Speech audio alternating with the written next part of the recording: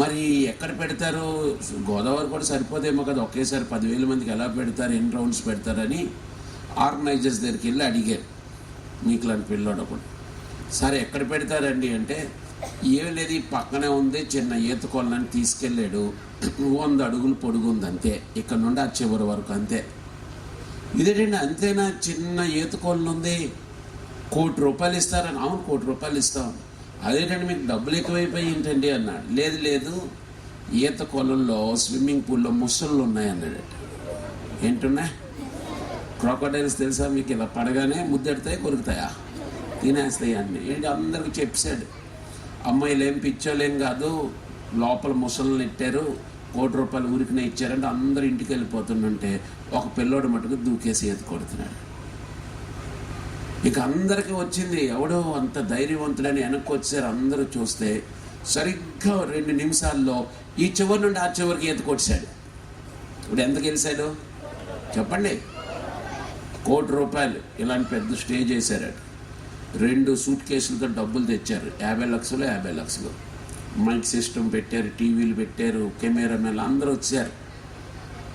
ఈలోపు నీకు check ఇమ్మంటావా, cash ఇమ్మంటావా అని అడుగుతున్నారు.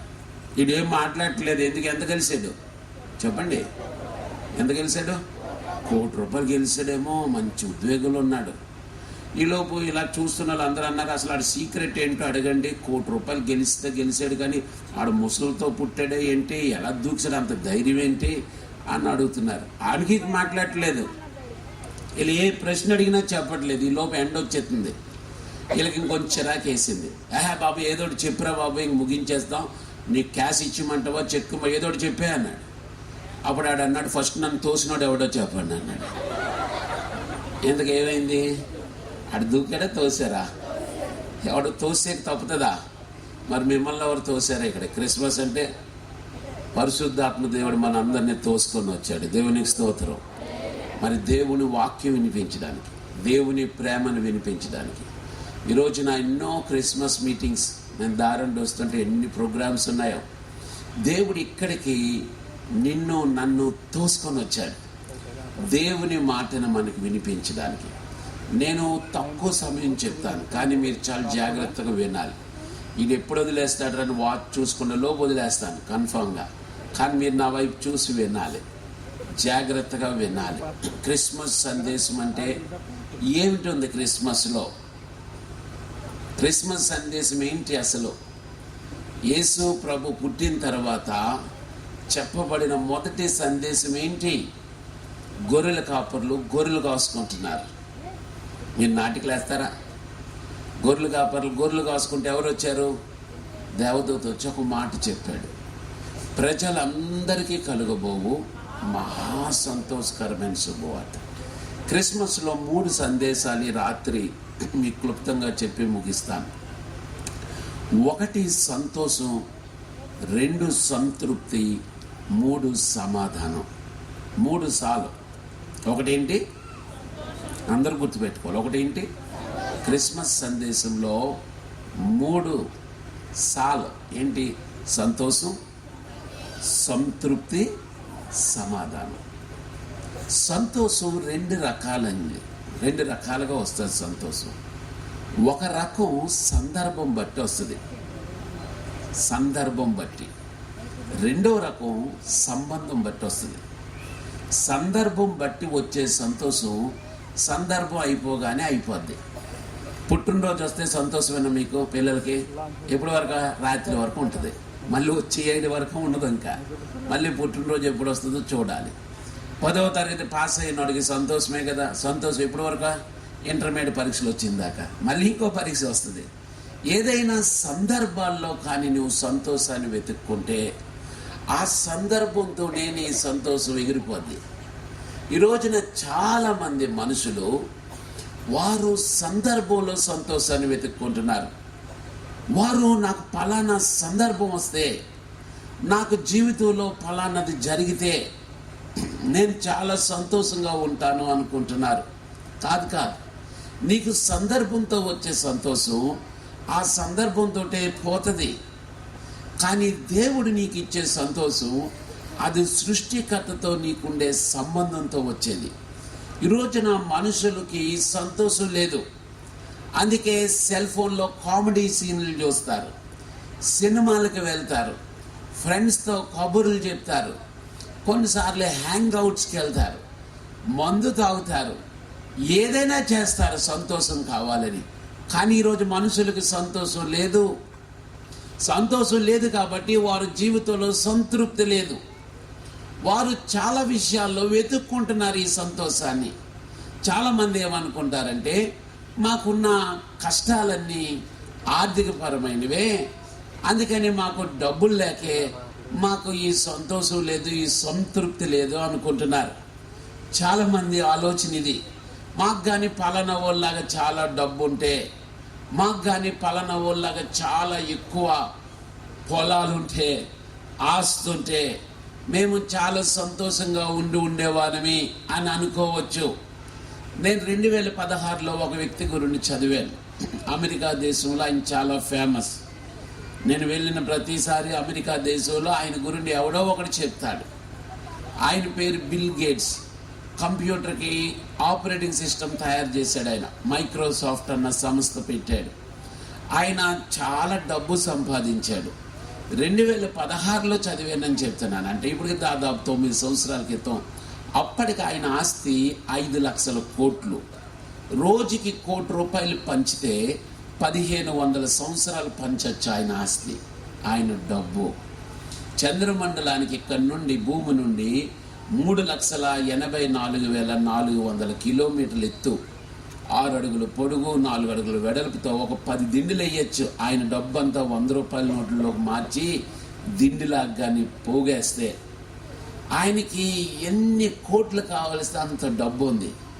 కానీ ఒకరోజు ఆయన్ని ఇంటర్వ్యూ చేస్తే ఆయన చెప్పాడు, నాకు వద్దంటే వచ్చేది డబ్బు, కావాలంటే రానిది తృప్తి అన్నాడు. వద్దంటే ఏమొస్తుందంట? డబ్బు వస్తుంది. కానీ కావాలంటే ఏం రాదు? తృప్తి రాదు. తృప్తి సంతోషం, సంతోషం సంతృప్తి నువ్వు డబ్బులో వెతికితే నీకు దొరకదు.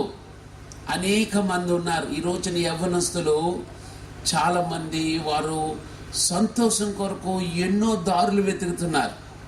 యవ్వనస్తులు ఇక్కడ ఉంటే జాగ్రత్తగా వినండి.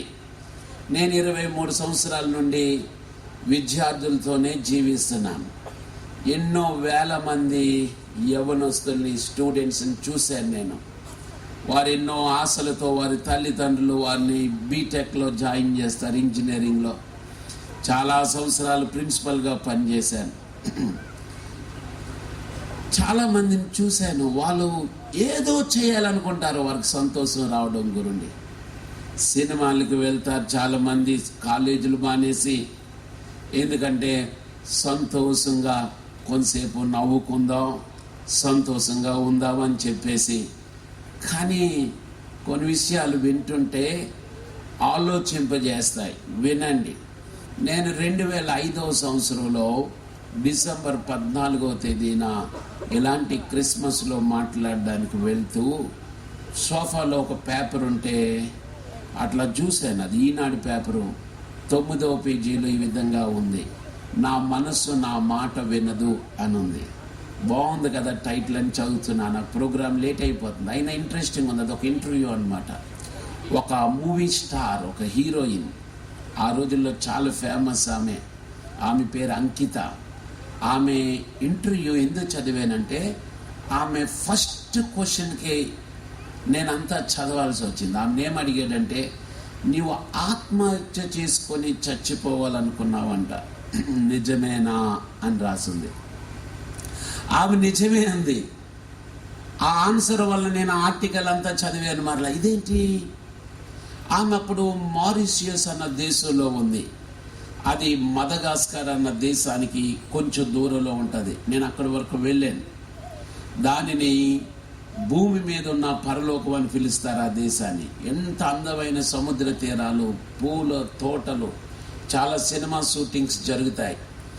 ఆమెతో ఈ ఇంటర్వ్యూ చేసే వ్యక్తి అడుగుతున్నాడు, ఏంటి ఇంత అందమైన ద్వీపంలో నువ్వు అలాంటి పని చేయడానికి ప్రయత్నించావు, ఎలా చచ్చిపోదావు అనుకున్నావు అంటే, ఆమె స్లీపింగ్ ట్యాబ్లెట్స్ మింగేశాను, నేను చచ్చిపోవడానికి అన్నది. ఆ ఇంటర్వ్యూ చివరిలో ఒక ప్రశ్న అడిగాడు ఆమెని, స్లీపింగ్ ట్యాబ్లెట్స్ భారతదేశం నుండి పట్టుకెళ్ళావా లేదా అక్కడ కొనుక్కున్నావా? ఆమె ఏమందంటే, నేను ఇండియా నుండే పట్టుకెళ్ళాను, ఎందుకంటే నాకు రాత్రులు నిద్ర పట్టదు, అందుకు నేను ప్రతిరోజు 2 స్లీపింగ్ ట్యాబ్లెట్స్ మింగితే కానీ నాకు నిద్ర పట్టదు. డాక్టర్ గారు చీటీ రాసి ఇచ్చారు, కానీ ఆ రోజు చచ్చిపోతామని 30 బిళ్ళలు మింగేశాను. ఈలోపు ఎవరో వచ్చారు, నాతో కక్కించారు, నన్ను బతికించారు అని చెప్తా వచ్చింది. ఆ మాట నన్ను చాలా ఆలోచింపచేసింది. మా విశాఖపట్నం రైల్వే స్టేషన్లో రిక్షా తొక్కేవాడు కూడా చలిలో హాయిగా నిద్రపోతాడు, ఆటో తొక్కేవాడు కూడా రోడ్డు మీద నిద్రపోతారు. కానీ అందమైన ద్వీపంలో 7 స్టార్ హోటల్లో ఏది కావాలంటే అది దొరుకుతుంది.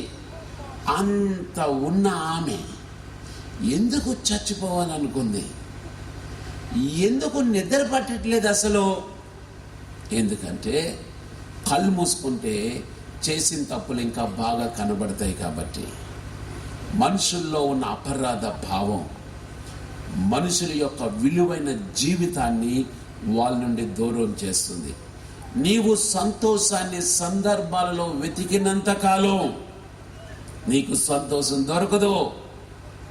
విను జాగ్రత్తగా. యోహాను సువార్త 10వ అధ్యాయం 10వ వచనంలో ఉంది, దొంగతనమును హత్యను నాశనం చేయడానికి వస్తాడు. విద్యార్థులు వినండి, స్టూడెంట్స్ జాగ్రత్తగా. మీకు వాడు మోసం చేస్తాడు, నీకు సంతోషం ఫలానా దాంట్లో ఉందని చెప్తాడు. అందుకే చాలామంది పనికి రాని వాటికి అలవాటు పడిపోతున్నారు. కొంతమంది ఇప్పుడు స్మార్ట్ ఫోన్స్ వచ్చినాయి, వారు బెట్టింగ్లకు అలవాటు పడిపోతున్నారు, అశ్లీల చిత్రాలకు అలవాటు పడుతున్నారు, వారు కొంతమంది డ్రగ్స్కి బానిసలు అయిపోతున్నారు. ఏదో ఒకటి చేసి జీవితంలో సంతృప్తిని సంపాదించాలని పరుగులెడుతున్న సమాజం ఇది. నాకు ఒకరోజు ఫోన్ వచ్చింది, నేను యూనివర్సిటీలో ఉన్నాను, మా కాలేజీలో కంప్యూటర్ ఇంజనీరింగ్ చదువుతున్న 2వ సంవత్సరం అబ్బాయి సూసైడ్ చేసుకొని చచ్చిపోయాడు ఊరిపేసుకొనని. నేను అడిగిన ఈ చోడిని, అమ్మా వాడు ఎలాంటి అబ్బాయి? చాలా మంచి స్టూడెంట్ అండి, వాడు చాలా బాగా చదువుతాడు, చాలా మంచోడు, వెరీ యాక్టివ్గా ఉంటాడు. అయితే ఒకసారి వాళ్ళ ఇంటికి వెళ్ళి అసలు ఏం జరిగిందో కనుక్కోండి. అంత మంచి విద్యార్థి ఎందుకు చచ్చిపోయాడు, ఎందుకు ఆ పరిస్థితి వచ్చింది అని వాళ్ళు వెళ్ళారు. తర్వాత నాకు చెప్పారు, వాడు బెట్టింగ్ యాప్ నేర్చుకున్నాడు సెల్ ఫోన్లో, త్వరగా డబ్బులు సంపాదించే మార్గం ఎంచుకున్నాడు. వాడు కంప్యూటర్ చదువుతున్నాడు కాబట్టి వాడు తెలివైన వాడు అనుకున్నాడు. ఆ బెట్టింగ్ యాప్లో కొంత డబ్బు పెట్టాడు, వాడికి డబ్బు వచ్చింది. వాడికి దాదాపు 3.5 లక్షలు వచ్చింది. ఈలోపు అడిగాడు, మరి నా అకౌంట్లో డబ్బులు వేయమని. అప్పుడు అవతల నుండి చెప్పారు, నీకు 3.5 లక్షలు ఉంది కదా, నువ్వు ఒక 70,000 కట్టాలి. నువ్వు ఒక 70,000 80,000 కడితే మేము ఆ డబ్బుని 3.5 లక్షలు కలిపి రేపు రాత్రికి నీకు బ్యాంకులో వేస్తామన్నారు. ఇప్పుడు 70,000 80,000 ఎవరిని అడుగుతాడు? ఇంట్లో చెప్పలేదు. వాళ్ళు డబ్బులు ఉన్న వాళ్ళే, వాళ్ళు ల్యాండ్ లార్డ్స్ అని చెప్పారు. వారికి లోటు ఏమి లేదు, కానీ ఇంట్లో దెబ్బలాడతారు ఈ మాట చెప్తే. కాబట్టి మరుసటి రోజు కాలేజీకి వచ్చాడు. కాలేజీకి వచ్చి టీచర్ దగ్గరికి వెళ్ళి, మా పెద్దమ్మ కొడుక్కి యాక్సిడెంట్ అయ్యింది, వాడు ఐసీయూలో ఉన్నాడు, అర్జెంటుగా 80,000 కావాలి మేడం, మా క్లాస్మేట్స్ అందరూ డబ్బులు ఉన్నోలే, నేను కొద్దిగా అడగచ్చా? నేను మళ్ళీ ఎల్లుండి ఇచ్చేస్తాను, మాకు డబ్బులు వస్తాయి అన్నారు. వాడు చాలా మంచోడు కాబట్టి ఆ టీచర్ వెంటనే, అరే మొదటి 10,000 ఉంచు అని 10,000 ఇచ్చాడు. ఇంకొక టీచర్ 5,000 ఇచ్చారు. పిల్లలు ఒకరు 1,000 రూపాయలు 2,000. మధ్యాహ్నం కల్లా వాడికి కావాల్సిన డబ్బు అంతా వచ్చేసింది. ఆ డబ్బా 80,000 పట్టుకొని వెళ్ళాడు. వాడు అన్న అకౌంట్ నెంబర్లో వేసాడు. మరుసటి రోజు చూస్తున్నాడు డబ్బు అంతా వస్తుందని, కానీ వాడు ఈ లోపు కొట్టు కట్టేశాడు. వాడు స్విచ్ ఆఫ్ చేశాడు. వీడికి ఏం చేయాలో అర్థం కావట్లేదు. 2 రోజులు ఇటు ప్రయత్నించాడు, అటు ప్రయత్నించాడు, కాలేజీకి వెళ్ళట్లేదు. కాలేజీకి అని చెప్పి ఎక్కడ ఉండిపోతున్నాడు, మనసు ఒప్పట్లేదు, జీవితం అంతా అతలాకుతలం అయిపోయింది. ఏదో సంపాదిస్తే సంతోషంగా ఉండొచ్చు అనుకున్నాడు ఒక విద్యార్థి. చివరికి ఆ రోజు తెల్లవారి వారి బంధువుల ఇంటికి వెళ్ళాడు. ఒక ఉత్తరం రాశాడు, ప్రియమైన అమ్మా నాన్న, నన్ను క్షమించండి, నేను ఒక మంచి విద్యార్థిని, కానీ నా స్నేహితులు, నా టీచర్లు నాకంటే మంచివారు. వారిని నేను డబ్బులు అడిగితే వాళ్ళు నన్ను టెస్ట్ చేయలేదు, వారు ఇది నిజమా కాదా అని పరీక్షించలేదు, వాళ్ళు నన్ను నమ్మారు.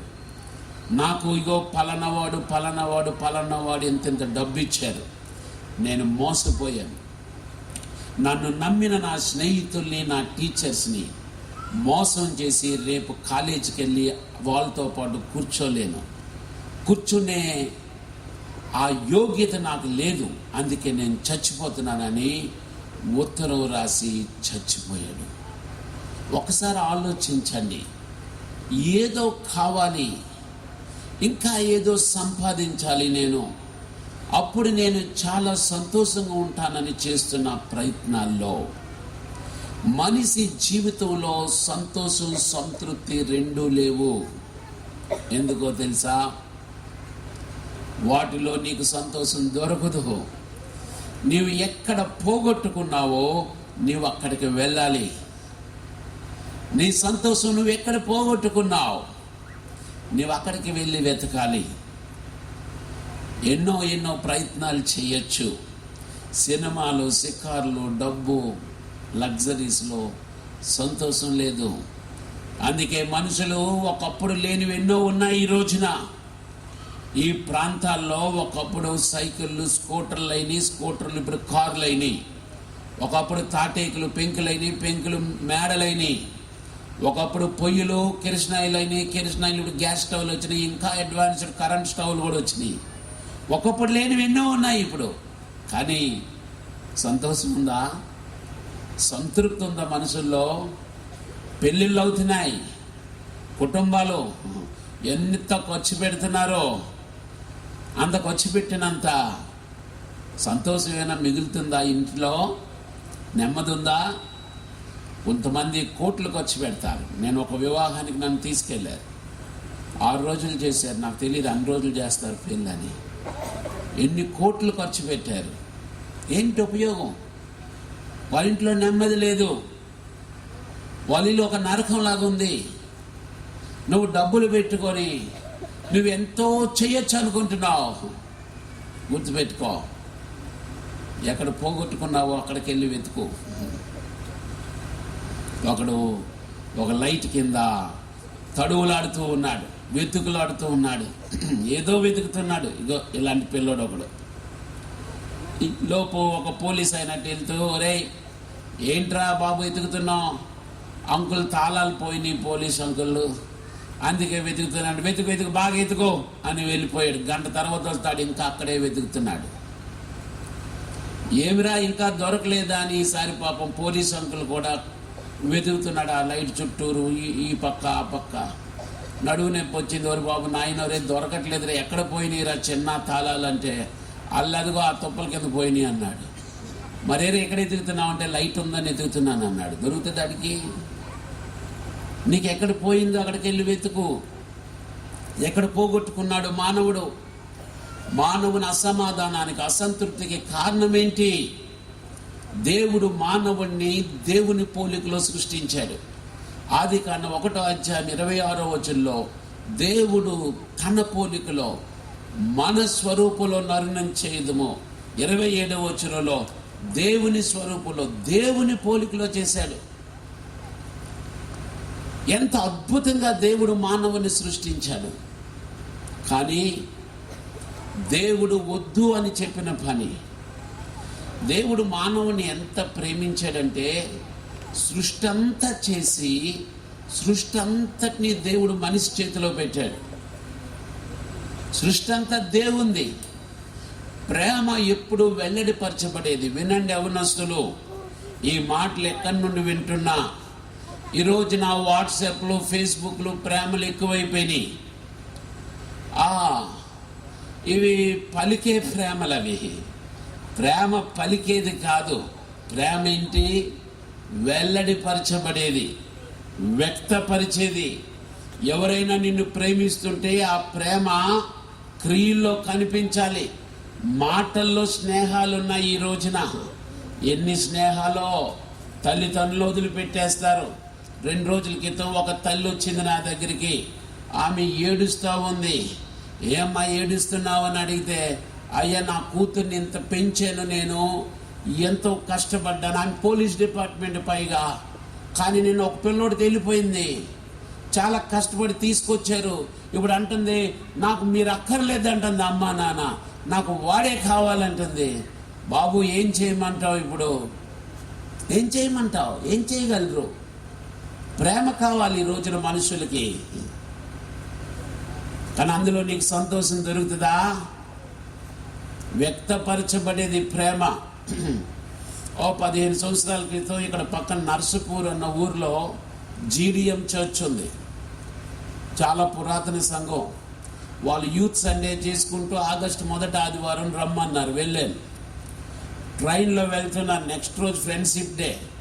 ఆగస్ట్ 1st సండే ఏ డే? Friendship day. కాబట్టి చాలా మెసేజ్లు వచ్చేస్తున్నాయి నాకు. అందులో ఒక మెసేజ్ చాలా బాగుంది. కాకపోతే ఆ మెసేజ్ ఎవరిదో తెలియదు, నెంబర్ సేవ్ చేయలేదు. ఏమొచ్చింది తెలుసా? ఆ మెసేజ్ ఇంగ్లీష్లో వచ్చింది. చెప్తాను, నేను తెలుగులో కూడా చెప్తాను. Our friendship is sweeter than honey, whiter than milk, smoother than silk, taller than any tower, stronger than any power, let our friendship be forever అని ఉంది. అర్థమైన తెలుగులో, మన స్నేహం తేనె కంటే తీయనిది, పాల కంటే తెల్లనిది, సిల్క్ కంటే సున్నితమైంది, ఎత్తైన కోట కంటే ఎత్తైనది, బలమైన బలము కంటే బలమైనది, ఉండాలి చిరకాలం మన స్నేహం. బాగుందా? బాగుందా బాగలేదా? యవనస్తులు చెప్పండి అమ్మాయిలు. బాగుంది కదా? నాకు చాలా ఆనందం వేసింది. అబ్బో ఎంత ప్రేమించేస్తున్నారు నన్నని. ఎందుకంటే మరి రిప్లై రాయడానికి నాకు అంత కవిత్వం రాదు. నువ్వెవరవా అంటే అవతల ఆత్మహత్య చేసుకుంటారు. ఇంత ప్రేమిస్తే ఏంటి ఎవడో నా నెంబర్ కూడా లేదనుకుంటారేమో టెన్షను. కాబట్టి ఆలోచిస్తున్నాను, ఏం రిప్లై పెడతారో బాబు ఎవరో, కానీ ఇంత ఎఫెక్షన్ చూపెడుతున్నారు నా మీద అనుకుంటుంటే, ఈలోపు సడన్గా నాకు ఒక ఐడియా వచ్చింది, ఒక ఆలోచన వచ్చింది, ఒక క్వశ్చన్ వచ్చింది. రేపు కదా ఫ్రెండ్షిప్ డే, అప్పుడు వాట్సాప్లు లేవు. ఈరోజు పంపేస్తున్నారు ఇట్లా బాబు, అడ్వాన్స్ ప్రేమేమో అనుకున్నాను నేను. నా పక్కోడికి కూడా అదే ప్రశ్న వచ్చింది. వాడు ఎదుటిన్న ప్యాసింజర్ని అడిగాడు, తోటి ప్రయాణికుడిని, సార్ ఫ్రెండ్షిప్ డే రేపు కదా సార్, ఈరోజు వచ్చేతనేటి సార్ బాబు మెసేజ్లు అని నన్ను ఇలా చూస్తున్నాడు. ఆడు నా కోసం అడిగాడని అర్థమైంది. ఏదైనా నా ఫోన్ టింగ్ టింగ్ అంటుంది అనమాట మెసేజ్ వచ్చినప్పుడల్లా. అప్పుడు ఎదుటోడు అసలు విషయం చెప్పాడు, నాకు తెలీదు. రేపు ఫ్రెండ్షిప్ డే అండి, రేపు కానీ మెసేజ్ పంపితే రూపాయి అవుద్దంటే అందుకే ఈరోజు పంపేస్తున్నారు అన్నాడు. అప్పుడు నాకు అర్థమైంది ఆ మెసేజ్ అర్థమేటో. తేనెకంటే తీయింది అన్నాడు, సిల్క్ కంటే సున్నితం అన్నాడు, పాల కంటే తెల్లందన్నాడు, రూపాయి ఖర్చు పెట్టాట. అది ఈ లోకం ప్రేమ. అర్థమవుతుందమ్మా? ప్రేమ వ్యక్తపరిచేది, ప్రేమ వెల చెల్లించేది. దేవుడు మనల్ని ఎంత ప్రేమించాడో ఎలా తెలుసు? ఆదికాండం 1:26 చదువు, నీకు తెలుస్తుంది. దేవుడు ఏమనుకున్నాడంటే మనలాగే మనిషిని చేద్దాం, మనకున్న స్వేచ్ఛ మనిషికి ఇద్దాం. మనిషి మిషన్స్ని చేసినట్లు చేయలేదు దేవుడు. మనిషి యంత్రాన్ని చేశాడు. ఎలా చేశాడు? టీవీ చేశాడు. టీవీ రిమోట్ నీ చేతిలో ఉంటుందా? టీవీ చేతిలో ఉంటుందా? ఏ ఛానల్ రావాలి నువ్వు చెప్తావా, టీవీ చెప్తుందా? నువ్వు సాక్షి టీవీ పెడితే దానికి అది టీవీ దానికి వెళ్ళిపోతుంది అనుకో, ఉంచుతావేటి? ఒప్పుకో. కారు తయారు చేసాడు, ఆ తిట్టేలలో కారు నిర్ణయిస్తుంది, నువ్వు నిర్ణయిస్తావా? ప్రతి యంత్రాన్ని మనమే నిర్ణయిస్తాం. కానీ అలా చేయలేదు దేవుడు మనిషిని. దేవుడికి ఎలాగుందో దేవునికున్న స్వచిత్తం మనిషికి ఇచ్చాడు. అది ప్రేమ. 26వ వచనం చదివితే దేవుడు అన్నాడు, ఇదిగో ఈ సృష్టి అంతటిని వీళ్ళు ఏలెదురుగా కన్నట్టు రూల్ ఓవర్. సృష్టి అంతా చేసేసి ఎవరికి ఇచ్చాడు? ఎవరికి ఇచ్చారు? మనిషికి ఇచ్చాడు. సొమ్ము ఎవరిది? దేవుడిది. సోకు ఎవరిని చేయమన్నాడు? మనిషిని చేయమన్నాడు. సొమ్ము ఒకటిది, సోకు ఒకటిది. ఒరే సోకు చేయరా, నీకే ఇచ్చేసాను అంత అన్నాడు. అంత ప్రేమించాడు దేవుడు మనిషిని. మరి దేవుడు అంత ప్రేమించాడు కదా, మరి దేవుడు మనిషి నుండి ఏం కోరుకుంటాడు? ప్రేమే కోరుకుంటాడు. మరి మనిషి దగ్గర ఏముంది ఇవ్వడానికి? అందుకే ఒక చెట్టు పెట్టాడు. ఓ బాబు, మీరు ఈ చెట్టు ఫలాలన్నీ తినేయండి. 4 నదులు, ఒక్క నది 4 పాయలు అయిపోయి తడుపుతుంది. ఎన్ని వందల వేల ఎకరాలో మనకు తెలియదు, ఎన్ని వందల చెట్లు ఉంటాయో. ప్రతిరోజు ఈ చెట్టు పండే తినండి అంటే రోజు ఏం తింటామండి అని పక్క చెట్టుకి వెళ్తే అర్థం ఉంది. ఊరన్ని చెట్లు తినమన్నాడు. ఎన్ని వదిలేమన్నాడు? ఒక్క చెట్టు. ఎందుకు వదలమన్నాడు? మరి నువ్వు నీ ప్రేమను వ్యక్తపరచడానికి నీకు కూడా ఏదో ఉండాలి కదా నాకు ఇవ్వడానికి. కాబట్టి దేవుడు ఆ చెట్టు పండు దగ్గరికి మానవుడు రానప్పుడు దేవుడు అనుకునేవాడు, అబ్బా నా పిల్లలు నాకు ఇచ్చారు. ఆ చెట్టు ఎవరు చేశారు? ఆ చెట్టు ఎవరు చేశారు?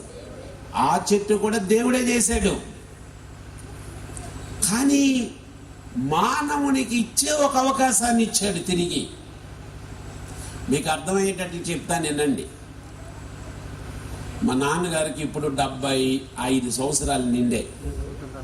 26 సంవత్సరాల క్రితం గోల్డెన్ జూబ్లీ వచ్చింది. గోల్డెన్ జూబ్లీ అంటే ఎన్నో సంవత్సరం? 50 ఏళ్ళు వచ్చినప్పుడు మా అక్క చెల్లి అన్నారు, రేయ్ మంచి గిఫ్ట్ కొందావరా డాడీకి అన్నారు. ఏం కొందామంటే ఆ మధ్య ఎక్కడో మీటింగ్కి వెళ్ళి వాచ్ పడేశారు. వాచ్ కొందావరా అన్నారు. ఏ వాచ్ కొందాం అక్క అంటే టైటన్ వాచ్ కొందాం అన్నారు. ఎంత ఉంది నీ దగ్గర అన్నాను. ఫస్ట్ వెళ్ళి కొటేషన్తే ఎంతో షాపులో కనుక్కొని వెళ్ళి రాసుకొని వచ్చాను. 1200. మా దగ్గర ఎంత ఉంది? 50, 150 ఉంది. అసలేమో 150, ఆసేమో 1200. కానీ కొనాలి ఎలాగా ఆలోచిస్తే ఈరోజు మా అమ్మ వచ్చింది.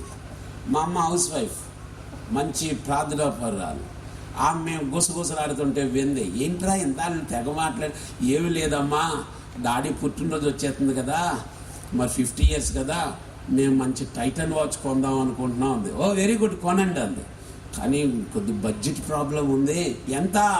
1200. నేను ఇస్తాను లేరా అంది. వెంటనే మా 150 లోపల ఇస్తాం. ఎందుకంటే మా అమ్మ మరి ఇస్తానంది కదా. 1200 ఇచ్చింది మా అమ్మ. వెళ్ళిపోయి కొనుక్కొని వచ్చాం. మంచి ప్యాకింగ్ చేస్తాం. మా నాన్నగారు తెల్లారు 4 గంటలు లెగిసిపోతాడు ప్రార్థనకి.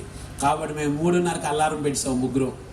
ఆ రోజు మాట లెగిసిపోయి ప్యాకింగ్ చేసి మా నాన్నగారు మంచం మంచి లెగ్గానే ముగ్గురు వెళ్ళిపోయి happy birthday to you daddy అని ఇచ్చాం. ఆయన అనుకున్నాడు పెన్నేమో అనుకున్నాడు.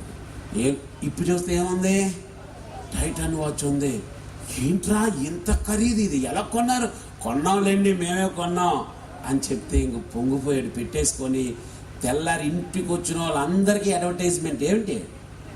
మా పిల్లలు కొన్నారండి వాచ్, టైటన్ వాచ్ బ్రదర్ ఇది అందరికీ చెప్పేవాడు. నెక్స్ట్ రోజు చర్చ్కి వచ్చాడు. చర్చ్లో వాక్యం చెప్పి ముందు, దేవుడు నాకు 50 సంవత్సరాలు మంచి ఆయుష్ ఆరోగ్యం ఇచ్చాడు. కానీ మీ అందరికీ ఒక విషయం చెప్పాలి, నేను మా ముగ్గురు పిల్లలు నాకు ఒక గిఫ్ట్ ఇచ్చారు, చూడండి ఇదే టైటన్ వాచ్ అని చూపించాడు. తెగ ఆనందపడిపోయాడు. ఇంతకీ మీకు అసలు విషయం చెప్పాలి, మా అమ్మ 1200 మా డాడీ జోబులో తెచ్చింది. డబ్బులు ఎవరివి చెప్పండి? ఎవరివి? డబ్బులు మా డాడీవే. మరి దేనికి అంత పొంగిపోతున్నాడు? వాళ్ళ పిల్లలకి ఇవ్వాలన్న మనసు వచ్చింది కదా, అది ఆస్వాదిస్తున్నాడు ఆయన. దేవుడు అదే కోరుకున్నాడు. దేవుడు మనిషిని ప్రేమించి ఈ లోకంలో సృష్టి అంతా ఇచ్చేశాడు. ఆయనకి ఏమిమ్మని అడిగాడు? ఒక్క చెట్టు ఇమ్మన్నాడు. ఏమడిగాడు? ఈ ఒక్క చెట్టు, ఈ ఒక్క చెట్టుని నాకు ఇచ్చి మీ ప్రేమను వ్యక్తపరచు. అది కూడా వదలలేదు. చెప్పాను కదా, దొంగతనము, హత్య, నాశనం చేయడానికి వస్తాడు వాడు. బుద్ధి అంతే. వాడు అడిగాడు నన్ను, ఏంటని ఆ సాతాను గడితే అలాంటి బుద్ధి ఏంటని అన్నాడు. నేనేం చెప్పాలి? ఆడు ఫెయిల్ అయిపోయినాడు, పాడైపోయినాడు. 10th క్లాస్ ఫెయిల్ అయిపోయినాడు కూడా గుడ్ న్యూస్ ఉంటుంది. ఏంటి తెలుసా? పక్కడు పోయాడంటే అమ్మ ఆడు పోయాడా పోన్లే అనుకుంటాడు. వాడు నాశనం అయిపోయాడు.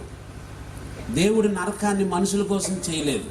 మత్తయి 25 ఆయన ఏం చెప్పాడు? అపవాదికి వాని అనుచరుల కోసం చేశాడు.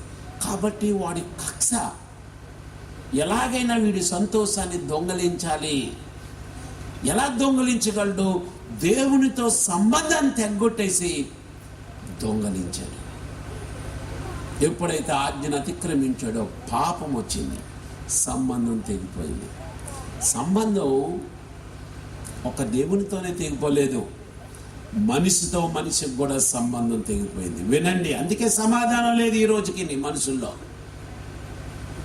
సంతోషం లేదు, సంతృప్తి లేదు, సమాధానం లేదు. ఇంక ఏముంటే ఉపయోగం చెప్పండి భూమి మీద? ఇప్పుడు దేవుడే సర్జరీ చేశాడు. పక్కటెముక నుండి ఎవరిని చేశాడు? గాయమైన గేయం వచ్చింది ఆదాము నోట. ఏమన్నాడు? నా ఎముకల్లో ఎముక, నా మాంసంలో మాంసం, నువ్వు నాదే అన్నాడు. పాపము లేనప్పుడు, పాపం వచ్చాక 3 అధ్యాయులు ఏమన్నాడు? ఆదాము నువ్వు తిన్నావా అంటే ఏమన్నాడు? నువ్వు ఇచ్చావు కదా ఈ స్త్రీ అన్నాడు. అంతే. చూసారు ఎంత దూరం పెరిగిపోయిందో? దేవునితోనే కాదు, మనిషితో మనిషికి దూరం పెరిగిపోయింది. పాపము చాలా భయంకరమైంది. అయితే దేవుడు మనిషిని అలా వదిలిపెట్టలేదు. ప్రేమ వెల్లడిపరచబడేది.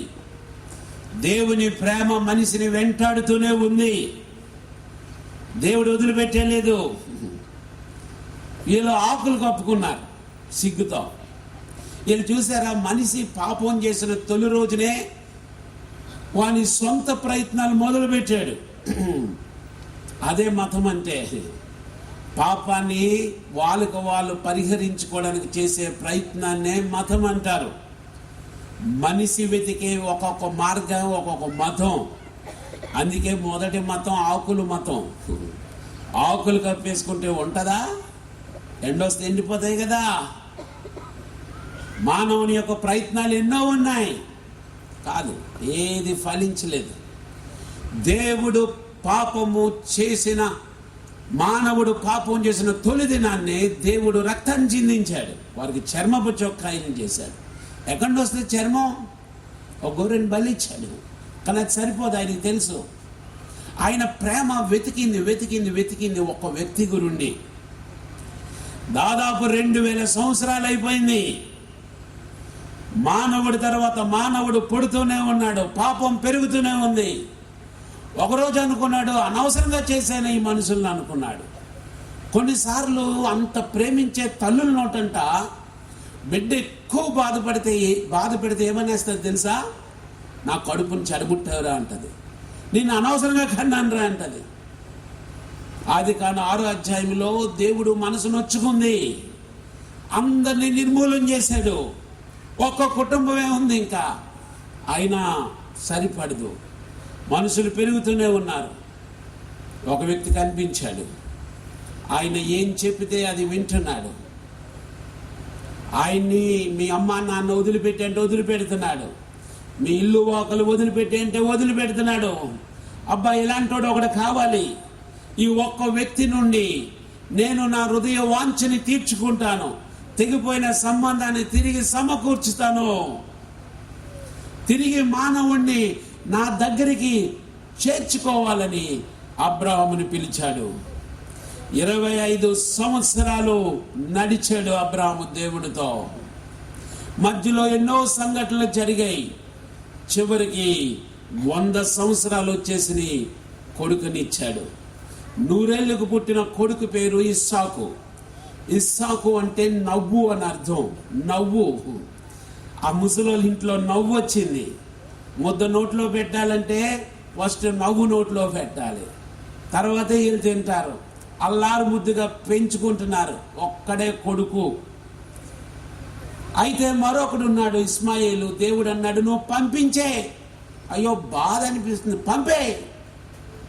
ఇస్సాకు వలన అయిందే నీ సంతానం, నేను ఈ భూలోకంలో అన్ని జనములను ఆశీర్వదిస్తానన్నాడు. అబ్రహాంకి ఏడుపు వచ్చింది. తన భార్య పంపించేమంటే, తన భార్య అంటుంది వీడిని పంపే. భార్య చెప్తే ఏడుపు వచ్చింది. కానీ 21వ అధ్యాయంలో ఏడుపు వచ్చింది కదా అబ్రహాంకి. 22వ అధ్యాయంలో దేవుడు అబ్రహామా అని పిలిచాడు. అప్పుడు చిత్తం ప్రభు అన్నాడు.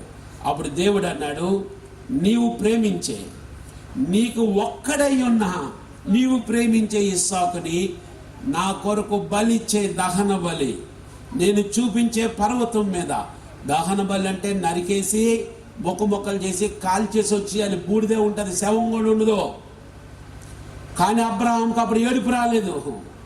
సారా కొడుకుని పంపించామంటే, వాగ్దాన పుత్రుడు కానోడిని పంపించామంటే ఏడుపు వచ్చింది.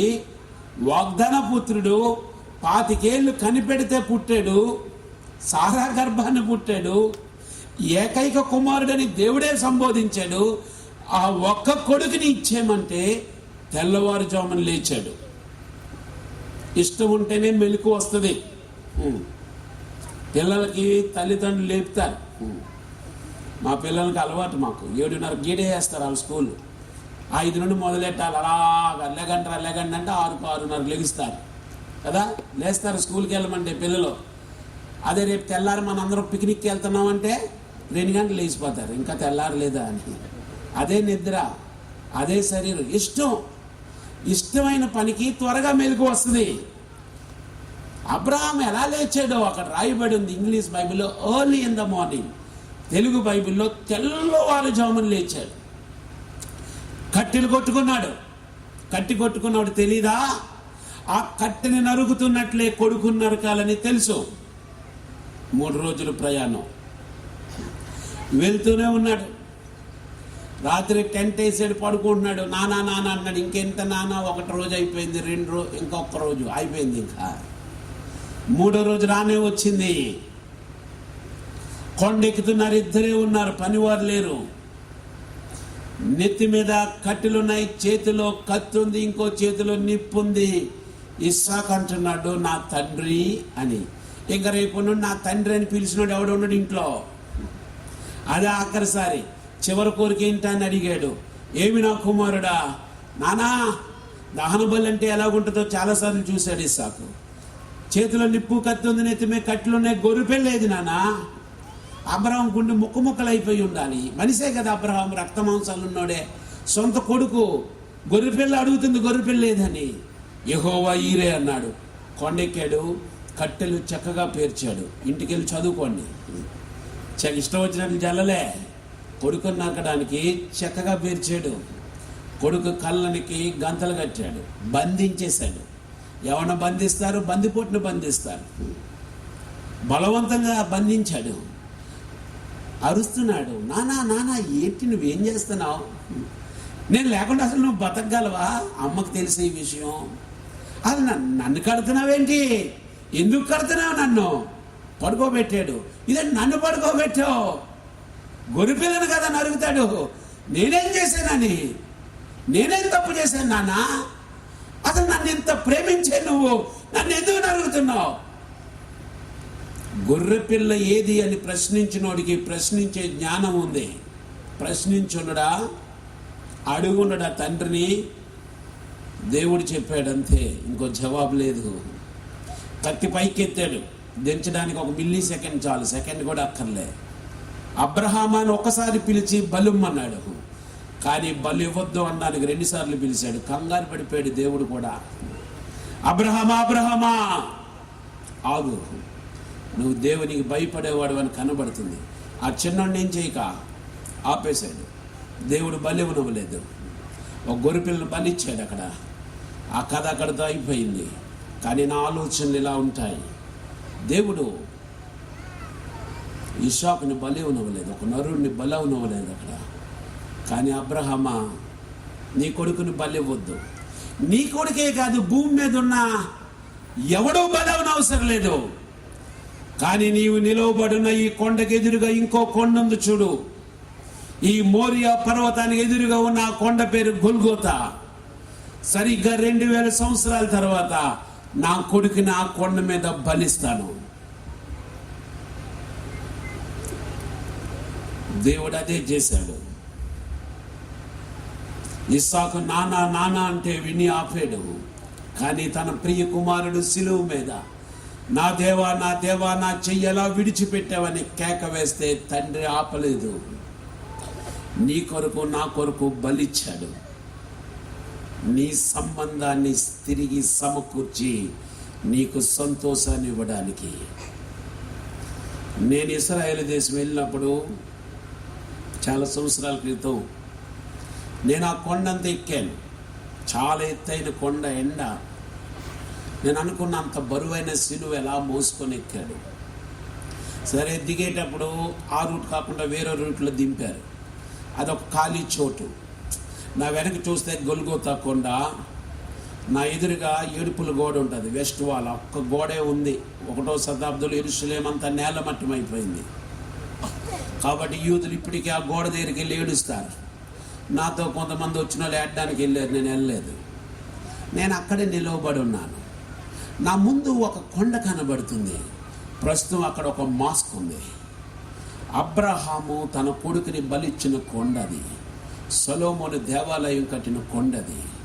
నా వెనుక గొల్గోతా ఉంది. ఈ 2 కొండల మధ్య నిలవబడి నేను అనుకున్నాను, తండ్రి అయిన దేవా, ఈ ఎదురుగా ఉన్న ఈ కొండ మీద ఒక నరుణ్ణి, నాలాంటి ఒక నరుణ్ణి నువ్వు బలవనవలేదు. కానీ నాలాంటి పాపిని రక్షించడానికి నా వెనుకున్న ఈ గొల్గోతా మీద నీ కుమారుని బలిచ్చావు. నీ ప్రేమ ఎంత గొప్పది, ఎంత ప్రేమది. ప్రేమ వెల్లడిపరచబడింది. రోమాపత్రిక 5వ అధ్యాయం 8వ వచనంలో దేవుడు మన ఎడల తన ప్రేమను వెల్లడిపరిచి ఉన్నాడు. ఎట్లనగా మనం ఇంకను పాపులమై ఉండగానే క్రీస్తు మన కొరకు చనిపోయాడు. వెల్లడిపరచబడిన ప్రేమ క్రిస్మస్ అంటే. గుర్తుపెట్టుకో, క్రిస్మస్ అంటే ఏంటి? దేవుడు ఆయన ప్రేమను వెల్లడిపరిచాడు. పరలోకాన్ని విడిచిపెట్టి ఈ భూలోకానికి వచ్చాడు. నిన్ను ప్రేమించి నీ కొరకై ప్రాణం పెట్టాడు. ఇష్టపూర్వకంగా కోరుకున్నాడు బలైపోవడానికి. వినండి, తెగిపోయిన సంబంధాన్ని తిరిగి కలపడానికి. ఆ సంబంధం నీలో ఉన్నప్పుడే నీకు సంతోషం, నీకు సంతృప్తి. నీవు దాన్ని అంగీకరించినప్పుడే విశ్వాసంతో నీకు సమాధానం. ఇది ప్రజలందరికీ కలుగుబోయే సంతోషకరమైన శుభవార్త. ఒక క్రైస్తవులకి కాదు, ప్రజలందరికీ. కానీ సమాధానం అందరికీ కాదు, కొందరికే. ఆయనకి ఇష్టలైన మనుషులకి. ఎవరు ఆయనకి ఇష్టలు? విశ్వాసం లేకుండా దేవునికి ఇష్టలయ్యుండుట అసాధ్యము. నీవు విశ్వాసంతో యేసు ప్రభుని అంగీకరిస్తే నువ్వు చర్చికి వస్తూ ఉండొచ్చు, పాటలు పాడుతూ ఉండొచ్చు, యాక్టివ్ మెంబర్ అవ్వచ్చు. కానీ ఈ రాత్రి నీకు ఆయనతో సంబంధం ఉందా? అది తెగిపోయిందా? నీకు ఆ సంబంధం తెగిపోతే నీ జీవితంలో సంతృప్తి, సమాధానం ఉండదు. నీ జీవితంలో సంతోషం ఉండదు. చూడండి, ఈ లోకంలో డబ్బుకి విలువ లేని రోజుల్లో మనం ఉన్నాం. అన్నీ ఉన్నా, ఏది కావాలంటే అది అరచేతిలో ఉంది ఇప్పుడు మనిషికి. కానీ ఈ 3 లేవు మనుషులకి.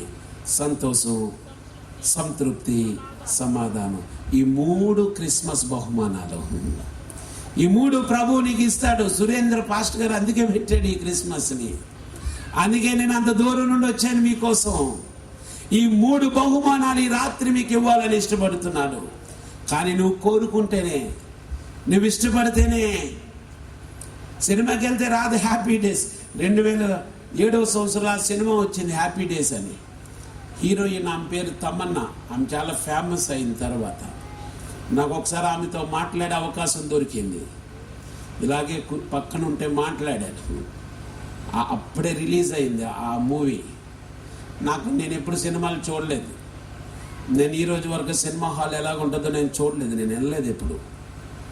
కానీ నా దగ్గర పని చేసేవాడు అడిగాడు, హ్యాపీ డేస్ సినిమా చూసారా సార్ అని. చూడలేదురా అన్నాను. అయితే మీరు వేసారన్నాడు.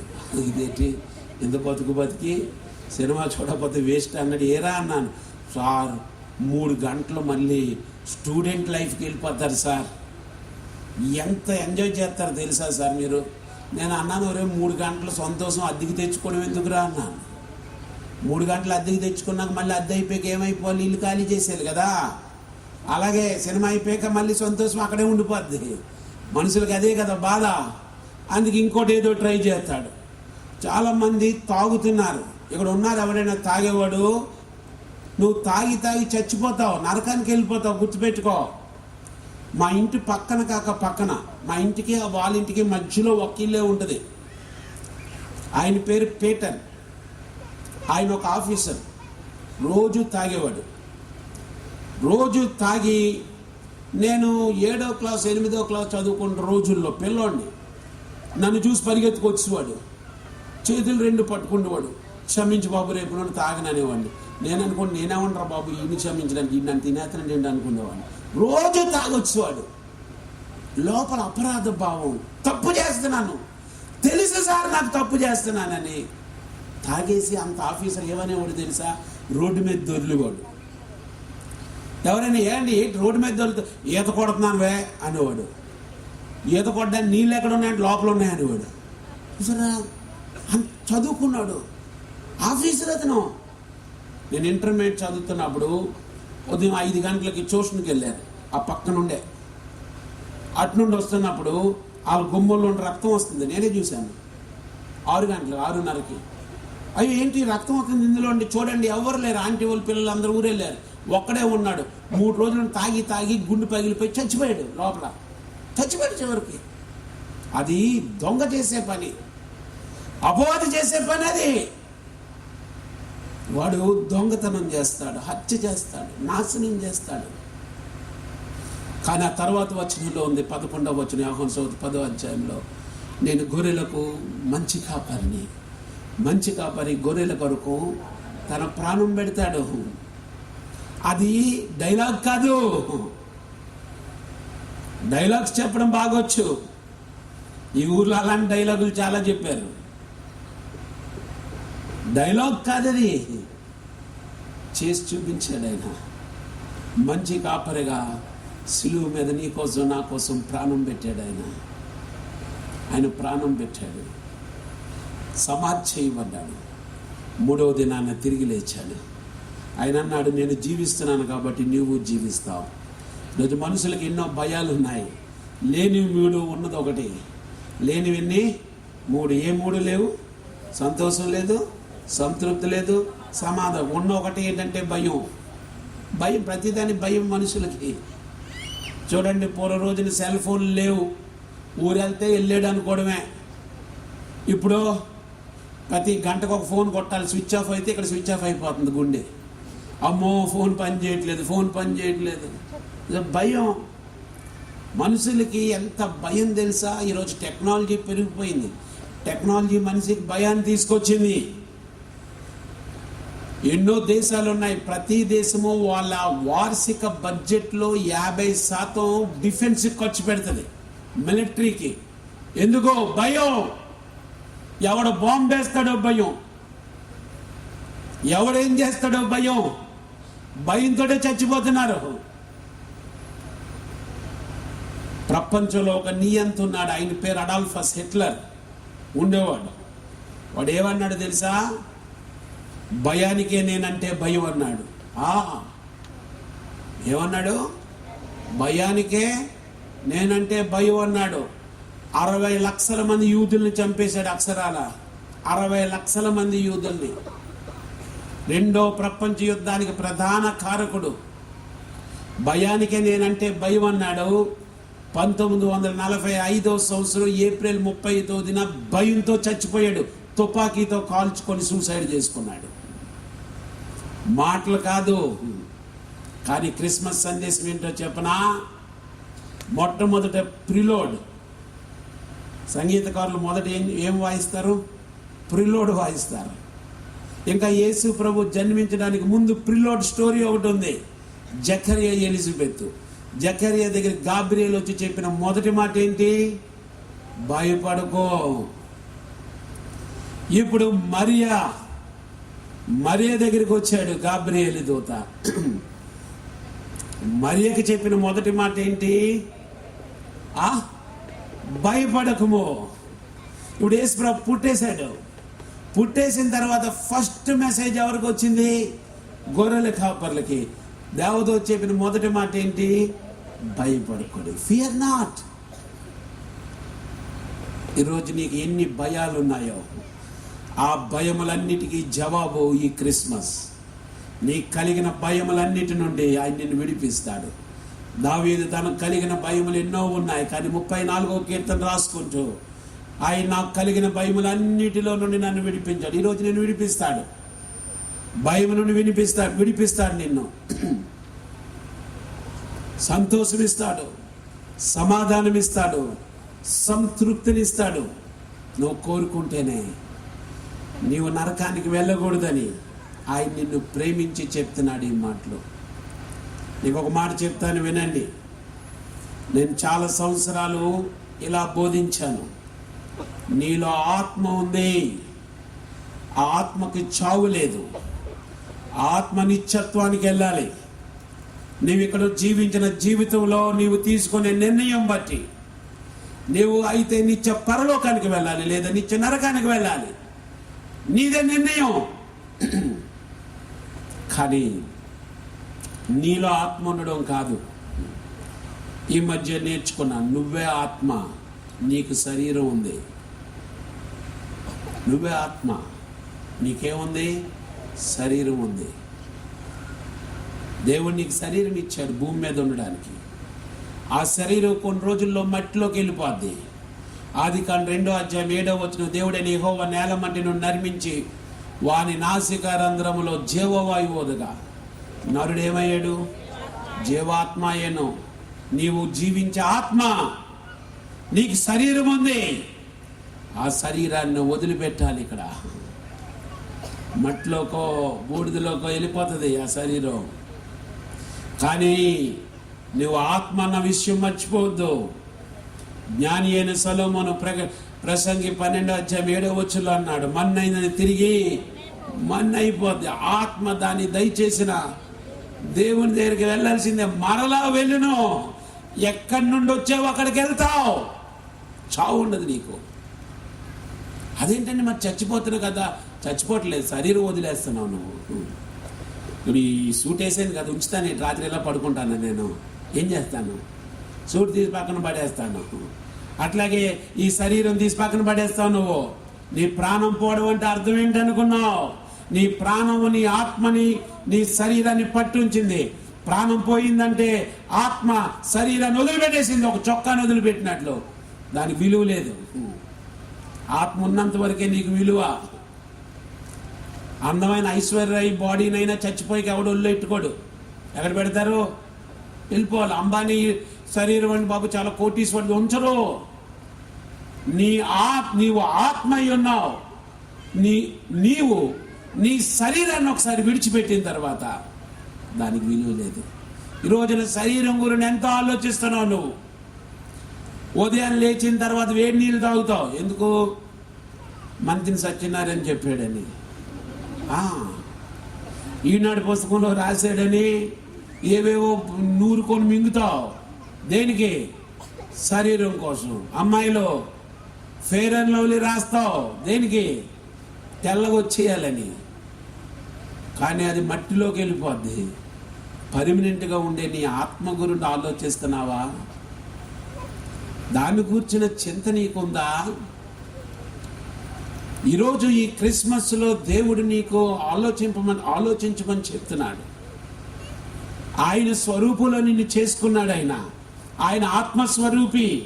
నిన్ను భూమి మీద పెట్టడానికి నీకు శరీరం ఇచ్చాడు. కానీ ఆయన వచ్చేయమంటాడు నిన్ను ఒక రోజున. ఈ రాత్రి వచ్చేయమంటాడేమో ఇక్కడ. అందుకే గొంతు చించుకొని నీతో మాట్లాడుతున్నాడు. అందుకే ఈ మాట నీకు వినిపిస్తున్నాడు. ఈ రాత్రి ఎక్కడికి వెళ్తావు నువ్వు? భయం ఉందా? మరణం అంటే యేసు ప్రభు నీతో సంబంధం ఉన్నోడికి భయం ఉండదు. ఎందుకంటే మరణం పరలోకానికి ఒక ద్వారం మాత్రమే. అందుకే ఎవరైనా చచ్చిపోతే మహిమ ప్రవేశం అని పెడతారు, గ్లోరియస్ ఎంట్రీ. మా నాన్నగారిని పోయిన సంవత్సరం సెప్టెంబర్లో వెల్లూరు తీసుకొని లేని, ఆయనకు ఆరోగ్యం బాగులేదని ఆయన్ని డాక్టర్కి చూపించావు. ఎన్నో టెస్టులు చేశారు సిఎంసి వెల్లూరులో.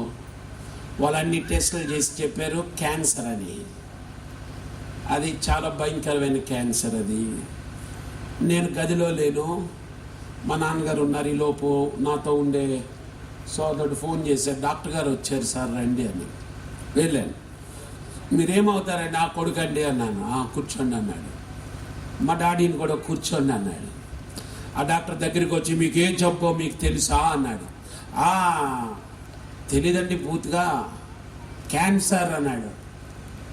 అవునండి అన్నాడు. అవును, ఎన్నో స్టేజో తెలుసా నీకు అన్నాడు. తెలీదండి అన్నాడు ఆయన. 4వ స్టేజ్ అన్నాడు.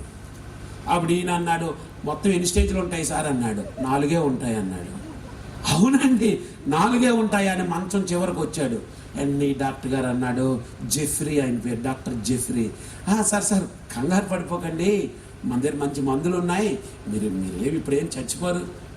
అరే ఎవడు కంగారు పడిపోతున్నాడు డాక్టర్ గారు? నేనేం కంగారు పడిపోవట్లేదండి డాక్టర్ గారు, మీకు ఒక మాట చెప్పాలనుకుంటున్నానండి. క్యాన్సర్ కాకపోతే ఇంకోటి రానివ్వండి, ఈ రోజు వచ్చి మన దేవుడు హ్యాపీగా వెళ్ళిపోవడానికి రెడీగా ఉన్నాను, ఆ మాట చెబుదామని ముందుకు వచ్చాను అన్నాడు. ఈయన కంగారు పడిపోతున్నాడు డాక్టర్ గారు. ఇదేట్రా బాబు, ఇదేం రకం అని చెప్పేసి. ఎందుకో క్యాన్సర్ అంటే బెంగెట్టేసుకోవట్లేదు ఎందుకు అనగా భయం లేదు, అని తెలుసు. ఒక అడ్రస్ మారుతుంది అంతే. ఇప్పుడు నేను ఇక్కడికి వచ్చాను, శివకోటలో ఉండిపోను కదా, మళ్ళీ కారు వేసుకొని ఎక్కడికి వెళ్ళిపోతాను? మా ఇంటికి వెళ్ళిపోతాను, విశాఖపట్నం. నువ్వు ఇక్కడికి వచ్చావు భూమి మీదకి, 70, 80, 90, 100, 110, 120, అంతకు మించి మటుకు అవకాశం లేదు నీకు. తర్వాత మళ్ళీ వెళ్ళిపోవాలి వెనక్కి. దేనికి భయం? యేసు ప్రభుతో నీకు సంబంధం ఉంటే నువ్వు భయపడో. అమ్మాయితో మాట్లాడాను ఆ రోజున.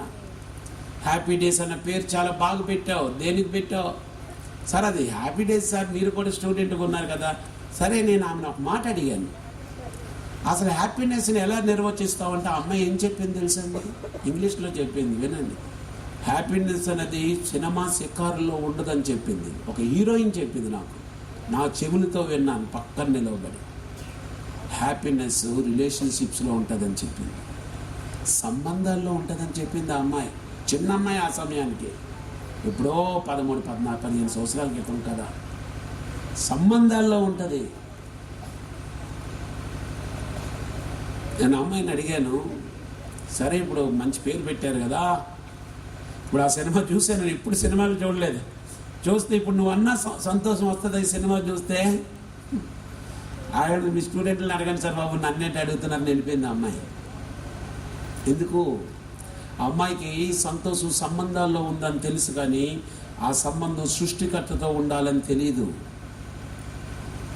నీ సృష్టికర్తతో నీకు సంబంధం ఉన్నప్పుడే నీ జీవితంలో సంతోషం ఉంటుంది, నీ జీవితంలో సంతృప్తి ఉంటుంది, నీ జీవితంలో సమాధానం ఉంటుంది. నాకే కష్టాలు లేకపోతే బాగుండు, అప్పుడు ఒక్క కాదు. నీ ముందు అగ్నిగుండం ఉన్నా నువ్వేం భయపడవు, నడుచుకొని వెళ్ళిపోతావు. ఆ మధ్య ఒక 2 నెలల క్రితం 2 ప్రొఫెసర్లు వచ్చారు నా దగ్గరికి, భార్యాభర్తలు. వాళ్ళు అరగంట సేపు వాళ్ళకున్న కష్టాలన్నీ చెప్పుకున్నారు. వాళ్ళు చెప్తూనే విన్నాను. సార్ మేమే మాట్లాడుతున్నాం సార్, మీరేం మాట్లాడట్లేదా? చెప్పండి అన్నాను. సరే అయిపోయిందా మీది అని నేను 5 నిమిషాలు చెప్పాను నా కష్టాలు. అప్పుడు అలా అన్నారు, మాకేం కష్టాలు లేవు సార్, థ్యాంక్ యూ అని వెళ్ళిపోయారు. నా కష్టాలు విన్నాక. కష్టాలు లేకపోతే సంతోషం కాదు, కష్టాలు ఉన్నా సంతోషంగా ఉంటావు. అదే కదా దేవుడిచ్చిన సంతోషం. అగ్నిగుండమైన సంతోషమే, సింహాలు బోనైనా సంతోషమే. ఎందుకంటే ఆయన మనతో ఉంటాడు. దావీదు అన్నాడు, యెహోవా నా కాపరి, నాకు లేమి కలుగదు అన్నాడు. అదే మాటలో రాశాడు, గాఢాంధకారపు లోయలో నేను సంచరించినను ఏ అపాయం నాకు భయపడను, నీవు నాకు తోడయ్యింది. నాకున్న ధైర్యం ఏంటి చెప్పనా? ఆయనతో ఉన్న సంబంధం. నన్ను చాలామంది అడుగుతారు, నేను ముఖ్యమంత్రుల ముందు నిలవబడ్డాను, నేను ఏ భయం ఉండదు నాకు, ఎందుకంటే నాకు ఎవరితో సంబంధం ఉందో నాకు తెలుసు. ఎన్నో పరిస్థితులు, మా నాన్నగారికి క్యాన్సర్ అని తెలిసే కూడా ఆయన ప్రయాణం చేస్తూ వెళ్ళిపోతున్నాడు సేవకి. దారిలో బ్రెయిన్ స్ట్రోక్ వచ్చింది. గత 1.5 సంవత్సరం నుండి మంచం మీద ఉంటాడు. ప్రతిరోజు నేను ఆయన మంచి చెడ్డ చూసుకుంటాను నేనే. కానీ అవేమి, ఈ పరిస్థితులు ఏమీ నా సంతోషాన్ని దొంగలించలేకపోయినాయి. ఈ సంతోషం సందర్భాలు బట్టి వచ్చేది కాదు. ఎన్ని శ్రమలు వచ్చినా, ఎన్ని కష్టాలు వచ్చినా గుండె నిండా సంతోషం ఎందుకో తెలుసా? నాకు నా సృష్టికర్తతో ఉన్న సంబంధం బట్టి. నీకుందా సంబంధం? నీకుందా ఈ రాత్రి ఆ సంబంధం? ఆ సంబంధం నీకుంటే ఈ భూమి మీద సంతోషం, సంతృప్తి, సమాధానం ఉంటుంది, పరలోకంలో నిత్య జీవం ఉంటుంది. కళ్ళు మూసుకోండి, చిన్న ప్రార్థన చేస్తాను. ఎవరు ఇటు అటు కదలొద్దు. నేను ఏదో ఎమోషనల్గా క్లోజ్ చేయలేదు, అవసరం లేదు. వాక్యాన్ని నేను మీకు ప్రకటించాను, దేవుని వాక్యాన్ని. దేవుని వాక్యానికి మీరు స్పందించండి. ఈ రాత్రి కళ్ళు మూసుకోండి అందరూ కూడా. ఎవరు ఇటు కదలకండి, మాట్లాడకండి. ఇది పరిశుద్ధమైన స్థలం, పరిశుద్ధమైన గడియలు ఇవి, క్షణాలు ఇవి. దేవుడు మీతో గంట సేపు మాట్లాడాడు, సరిగ్గా గంట మాట్లాడాను నేను. మీకు ఎవరైనా ఫోన్ చేసి హలో అన్నాక అటు నుండి హలో అనకపోతే నువ్వు మాట్లాడో. కానీ దేవుడు గంట సమయం మాట్లాడాడు నీతో. నువ్వేదోటి మాట్లాడు. ఆయనతో సంబంధం నీకు ఉందా లేదా? లేకపోతే అడుగు. ఈ రోజున నువ్వు చర్చికి వెళ్తే రాదా సంబంధం? నువ్వు క్రైస్తవ కుటుంబంలో పుడితే రాదా సంబంధం? యేసు ప్రభువుని నీ రక్షకునిగా అంగీకరిస్తే నీకు ఆ సంబంధం వస్తుంది. క్రిస్మస్ 3 బహుమానాలు నీకు పట్టుకొచ్చింది. ఇది లోకంలో ఎక్కడ నీకు దొరకదు. ఏ మార్కెట్లో దొరకవు ఇవి. నువ్వెంత ఖర్చు పెట్టినా దొరకవు. నా దగ్గర ఉన్నాయి కాబట్టి నేను మీకు చెప్పాను. నేను పొందుకొని ఆయన నీకు సంతోషం ఇస్తాడు.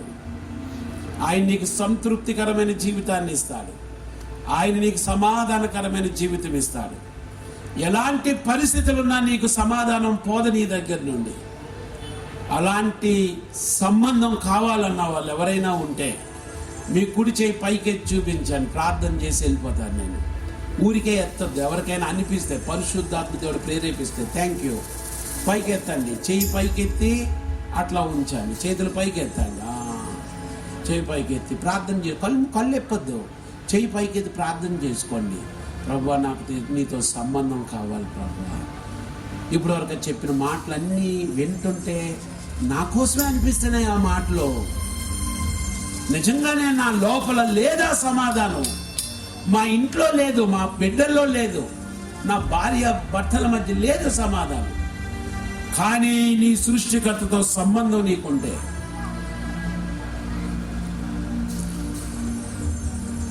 ఆయన నీకు సంతోషం ఇస్తాడు, సంతృప్తి ఇస్తాడు, సమాధానం ఇస్తాడు. చేతులు ఎత్తిన వాళ్ళందరూ లేచి నిలబడండి. మీకోసం ప్రార్థన చేసి ముగిస్తాను. పక్కోళ్ళు నిలబడుతున్నారని నిలబడిపోకండి. ఊరికి నీకు అనిపిస్తే నిలబడు. దేవుడు నీతో చెప్తే నిలబడు. నీ హృదయంలో ప్రేరేపణ వస్తుంటే నిలబడు. నేను ప్రార్థన చేసి వెళ్తాను. ఎవరినున్నారా? వెనక యవనస్తులు ఉన్నారు? ఎవరైనా ఎక్కడైనా ఇంట్లో నుండి వింటున్న వాళ్ళు ఉన్నారా? అక్కడే నిలవబడి, పర్లేదు, నేను చూడవసరం లేదు. నిన్ను దేవుడు చూస్తాడు. నేను నిలవబడి అక్కడ కళ్ళు మూసుకో, ప్రార్థన చేసుకో. ప్రియ తండ్రి, మీ వందనాలు ప్రభువా. నీతో సంబంధం ఉంటేనే మాకు సంతోషము, సంతృప్తి, సమాధానం. నీతో సంబంధం కొరకే ఈ క్రిస్మస్ ఉద్దేశం అంతా తెగిపోయిన సంబంధాన్ని తిరిగి కలపడానికి ఈ వాక్యం మంచి నేలను పడిన విత్తనాల వల్లే ఫలింప చేయండి. నీ ప్రియ కుమారుణ్ణి మా కొరకై అర్పించేశావు. నీ ప్రియ కుమారుణ్ణే మాకు ఇయ్యడానికి వెనితీయని నీవు మాకు సమస్తాన్ని ఇస్తావు కదా అని రోమా 8:32 చెప్తుంది. ప్రభువా, నిలవబడిన బిడ్డలకి వారి ఇళ్లలో, వారి కుటుంబాల్లో, వారి జీవితాల్లో సంతోషము, సంతృప్తి, సమాధానం ప్రసాదించండి. వారి పాపములను క్షమించండి, వారిని రక్షించండి, గొప్ప కార్యాలు చేయండి. సురేంద్ర గారు క్రిస్మస్ ఎంతో ప్రయాసతో పెట్టాడు. ఆ సేవని దీవించండి. ఎంతో మంది గొప్ప సేవకులు ఉన్నారు వేదిక మీద. వారి పరిచర్యలన్నీ దీవించండి. ఈ ప్రాంతం అంతా వెలుగుతో నిండిపోవాలి ప్రభువా. రానున్న రోజుల్లో విస్తారమైన పంట ఇక్కడ ఎంతో ప్రభువా, ఎన్నో వేల ఆత్మలను వేస్తున్నావు. ఈ స్థలాలన్నింటిలో, ఈ పరిసర ప్రాంతాలు, మందిరాలు నిండి పొర్లుతాయి. గొప్ప ఉద్యోగాన్ని నువ్వు ఈ ప్రాంతంలో ఇస్తావు ప్రభువా. క్రిస్మస్ శుభ సందేశం అనేక మంది అన్యజనులకు సంతోషకరమైన శుభవార్తగా ఉండబోతుంది. ఈ కూటాన్ని మీరు దీవించినందుకు యేసు నామములో ప్రార్థించి వేడుకొంచున్నాం తండ్రి. దయచేసి కూర్చోండి. Thank you. God bless you.